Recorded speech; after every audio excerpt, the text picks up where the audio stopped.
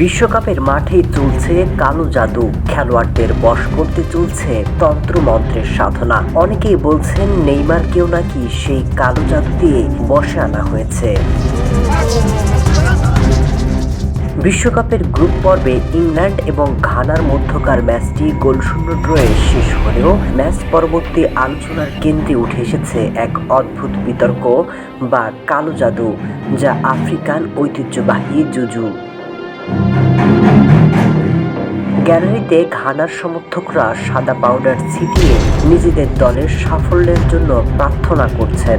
ম্যাচের আগে ব্রিটিশ একটি গণমাধ্যমে ঘানার এক তান্ত্রিক দাবি করেছিলেন তিনি হ্যারি কেনকে গোল করতে না দেওয়ার জন্য বিশেষ শক্তি প্রয়োগ করবেন। ম্যাচের ফলাফলের সাথে সেই দাবিও কাকতালীয়ভাবে মিল থাকায় বিষয়টি আরও আলোচনায় উঠে আসে। বিশ্বকাপে কালো জাদুর চল বহুদিন ধরে চলে আসছে। এদিকে ব্রাজিল শিবিরে খানিকটা হতাশা নিয়ে চলছে বিশ্বকাপ। তারকা নেইমার বারবার চোটের কারণে বিশ্বকাপে তেমন টাইম লাইনে নেই। এমন অবস্থায় অনেকে বলছেন নেইমারকেও নাকি কালো জাদুতে ভর করেছে।